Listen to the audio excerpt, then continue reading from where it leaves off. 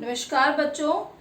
आज मैं आपको पाठ 7 टिपटिपा पढ़ाने जा रही हूँ।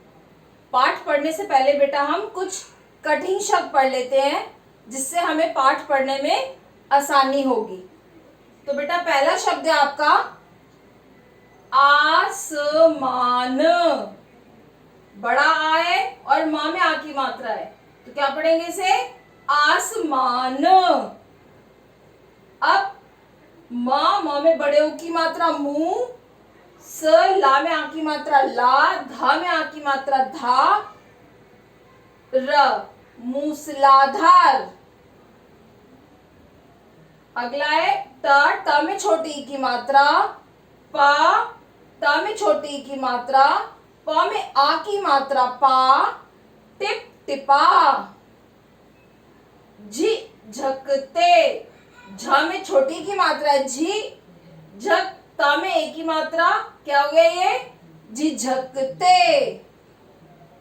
क च में बड़े ओ की मात्रा चू, कचूमर। ठीक है। नेक्स्ट है ढ में बड़े ओ की मात्रा और उसके ऊपर बेटा चंद्र बिंदु भी है, तो क्या पढ़ेंगे इसे? ढूंढते। ऊ की मात्रा और चंद्र बिंदु को हम कैसे कैसे बोलेंगे? ढूंढता, ढूंढता। ठीक है। क में छोटे ऊ की मात्रा, ता में छोटी ई की मात्रा और या में बड़े आ की मात्रा या, कुटिया। ता में आ की मात्रा ता, कतवर, ताकत, ताकतवर। ख में बड़ी ई की मात्रा जकर, खी जकर, खींचकर। स में छोटे ऊ की मात्रा ना, न में बड़े आ की मात्रा ऊ, सुनाऊं। झ में ओ की मात्रा और बिंदी भी है बेटा झो, क्या पढ़ेंगे फिर इसको? झोपड़ी। ठीक है। प ये आधा ड़ है बेटा और ड है ये त, पंडित। छोटी की मात्रा है वो आधे ड़ से पहले आएगी, पंडित। ठीक है। अब है आपका ब में छोटे ऊ की मात्रा, ड़ में छोटी ई की मात्रा ढ़ी, बुढ़िया। ब में छोटे ऊ की मात्रा बू, द के नीचे आधा ध लगा हुआ है, ये द के नीचे आधा ध लगा है और छोटी ई की मात्रा क्या पढ़ेंगे इसे? बुद्धिमान, बुद्धिमान।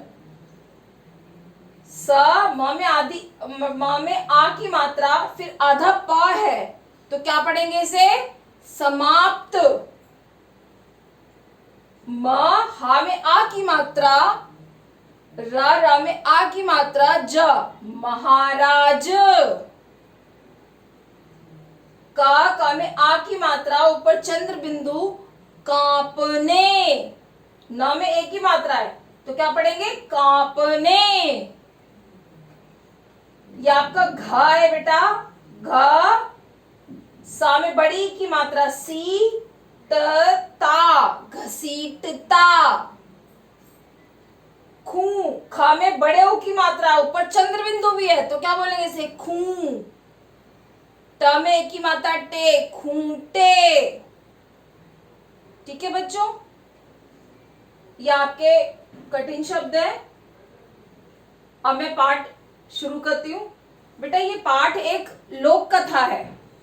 लोक कथा मतलब जो पीढ़ी दर पीढ़ी चली आ रही है।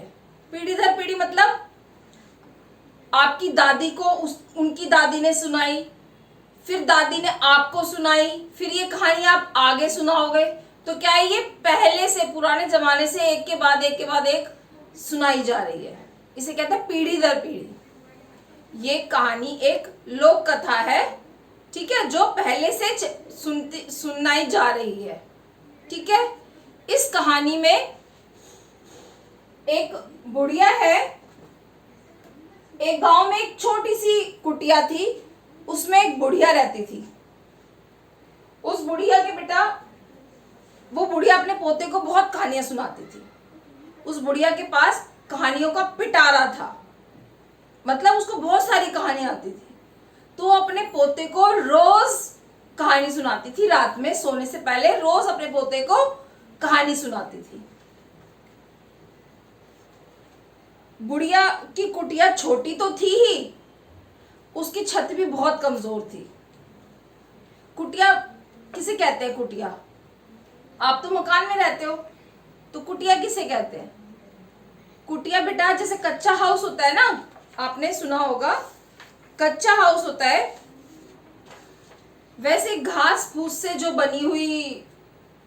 बना हुआ मकान होता है ना, उसको कुटिया बोलते हैं। झोपड़ी तो पता होगा ना आपको, झोपड़ी, हाँ झोपड़ी जैसी होती है कुटिया। ठीक है, तो वो कुटिया थी बुढ़िया की, उसकी छत ना बहुत कमजोर थी, कहीं कहीं से उस छत में छेद हो रखे थे। तो जो उसका पोता था रोज दादी की गोदी में लेट के और कहानी सुनता था, और जो उसकी कुटिया में छेद हो रखे थे, उन छेदों में से वो रात में आसमान के तारे देखते हुए अपनी दादी से रोज एक कहानी सुनता था।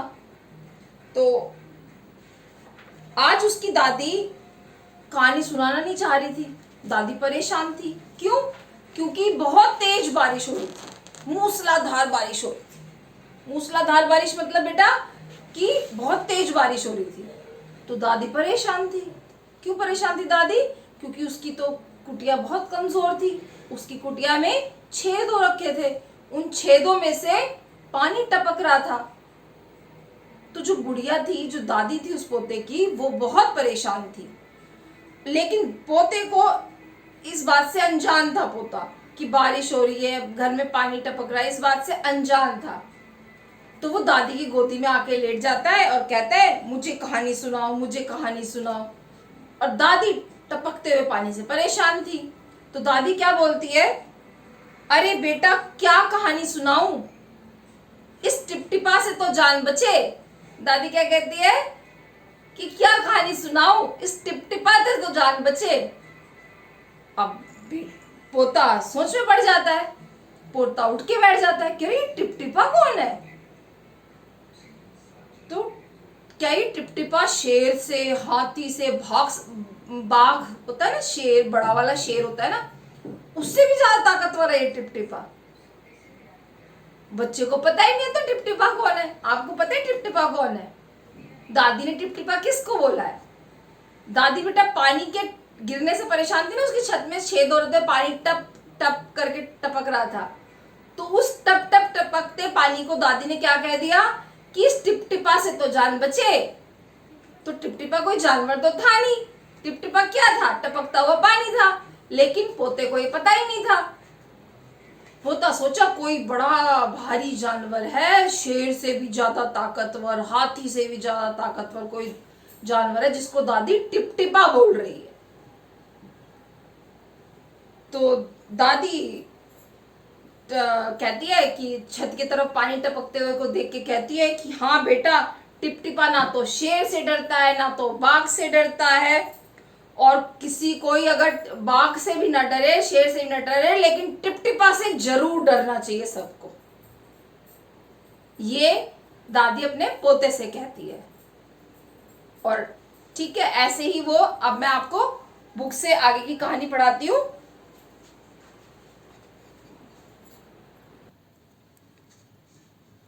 बच्चों, जब दादी बोलती है कि कोई किसी से डरे ना डरे पर टिपटिपा से जरूर डरे, उस वक्त संयोग से क्या हो रहा था कि संयोग से मुसीबत का मारा एक बाघ बारिश से बचने के लिए झोपड़ी के पीछे बैठा था।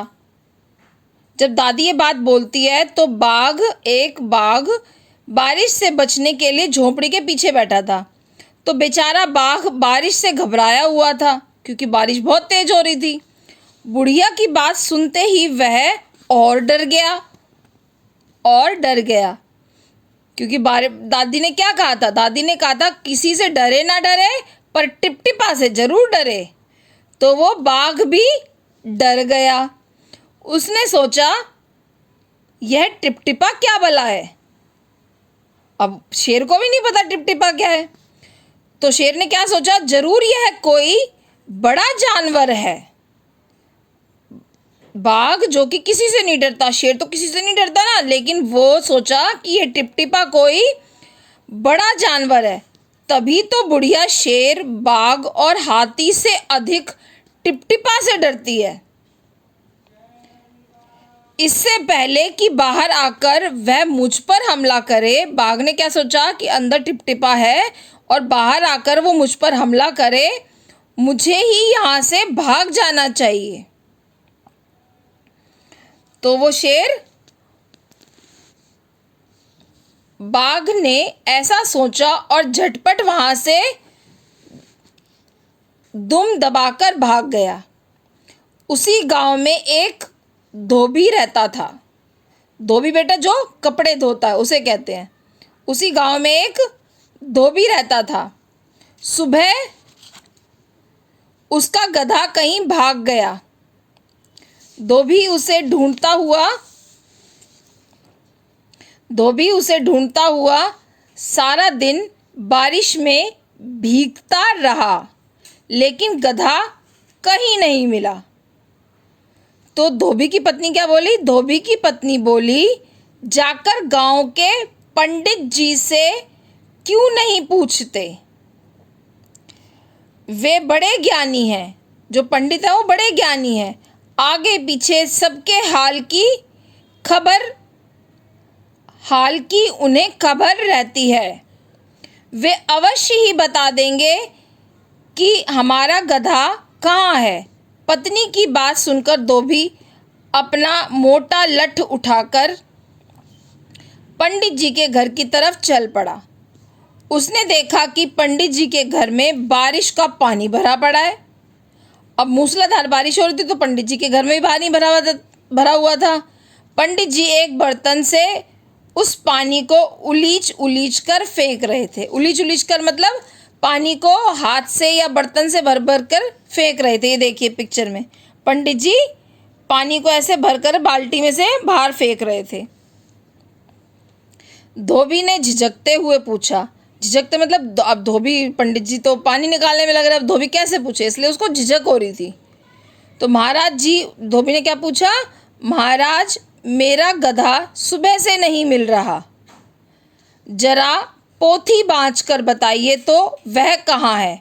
पोथी मतलब एक किताब होती है पंडित जी के पास, उसको बाँच कर मतलब उस पोथी जो किताब है उसको पढ़कर बताइए कि मेरा गधा कहाँ है। अब सुबह से पानी उलीचते पंडित जी थक गए थे। कमर तो मानो टूट ही चुकी थी। धोबी की बात सुनी तो वे खींच कर बोले, मतलब पंडित जी थके हुए थे इसलिए वो खींच कर बोले, चिढ़कर बोले, मेरी पोथी में तेरे गधे का पता ठिकाना लिखा है क्या, जो आ गया पूछने?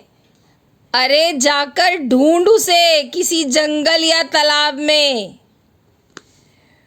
तो धोबी वहां से चल दिया। चलते चलते वह तालाब के पास पहुंचा।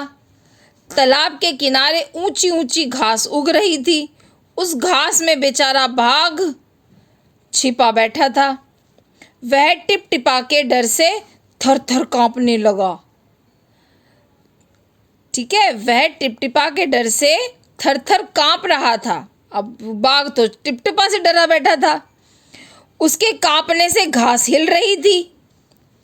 धोबी को लगा कि गधा घास में छुपा बैठा है। अब घास में से शेर तो दिखाई नहीं दिया धोबी को। धोबी को लगा ये घास हिल रही है, इसी में लगता है उसका गधा छिपा हुआ है। उसने आव देखा ना ताव, बाघ पर मोटा लठ बरसाने लगा। अब बेचारा बाघ इस अचानक हमले से एकदम घबरा गया। डर के मारे बाघ का गला ही बैठ गया। मतलब बाघ दहाड़ता है ना, अब वो दहाड़ भी नहीं पाया, उसका गला ही बैठ गया। उसकी अकल भी काम ना कर रही थी, उसकी डर के मारे तो उसकी अकल भी काम नहीं कर रही थी। उसने सोचा लगता है यही टिपटिपा है। यही टिपटिपा है मतलब जिसने लठ मारा है धोबी को ही वो टिपटिपा समझने लग गया। आखिर इसने मुझे ढूंढ ही लिया। उसे लगा कि टिपटिपा ने मुझे ढूंढ लिया और मुझे मार दिया, लठ मार दिया। अब अपनी जान बचानी है तो ये जो कहे चुपचाप करते रहो। मतलब शेर ने बाघ ने अपने मन में सोचा अब अपनी जान बचानी है तो यह जो कहे चुपचाप करते जाओ। धोबी ने बिना देखे घास में छिपे बाघ का कान पकड़ा और उसे घसीटता हुआ चल पड़ा। अब धोबी ने भी ये नहीं देखा कि घास के अंदर बाघ है। उसने भी सोचा मेरा गधा है और उसने उसके कान पकड़े और चल पड़ा, उसे घसीटता हुआ ले चल दिया। चलते चलते वह बड़बड़ाता रहा, आज तूने मुझे बहुत परेशान किया है, मार मार के मैं तेरा कचूमर निकाल दूंगा।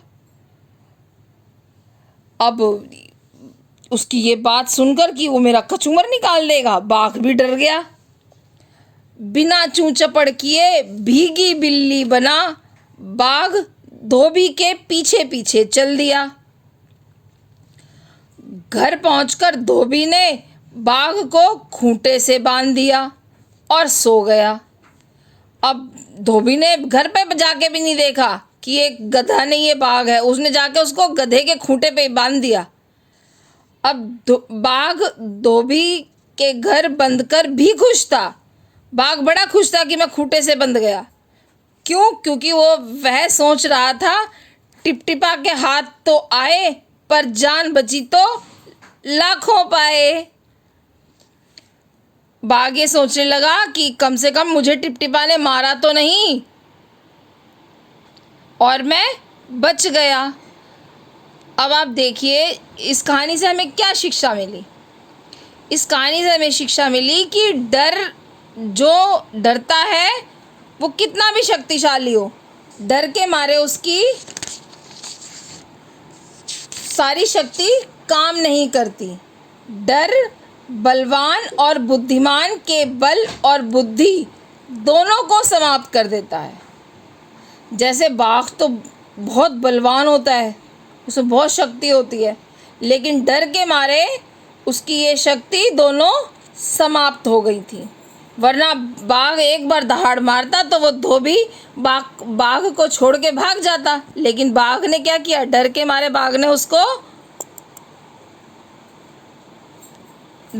बाघ तो दहाड़ा ही नहीं। ठीक है, तो ये थी बेटा आपकी कहानी टिप टिपा।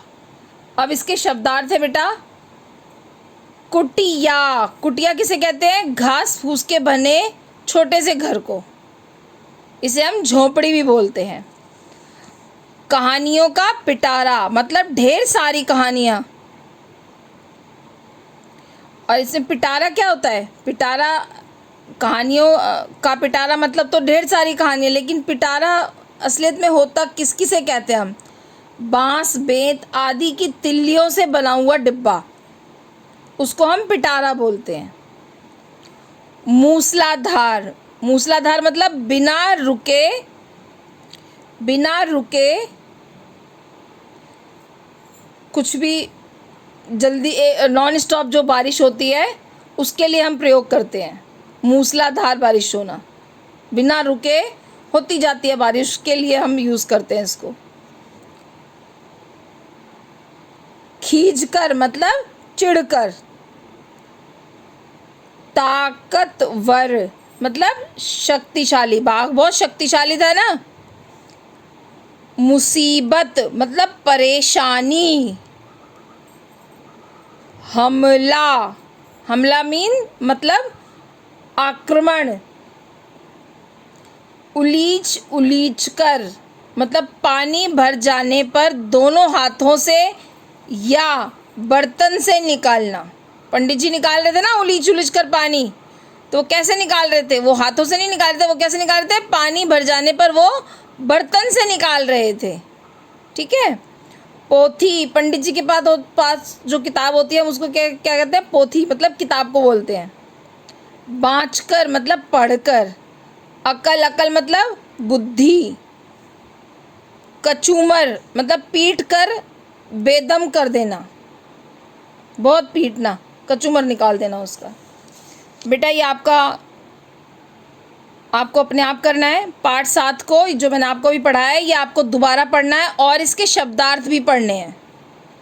पाठ 7 व उसके शब्दार्थ पढ़ने हैं आपको, दोनों चीज़ें पढ़नी।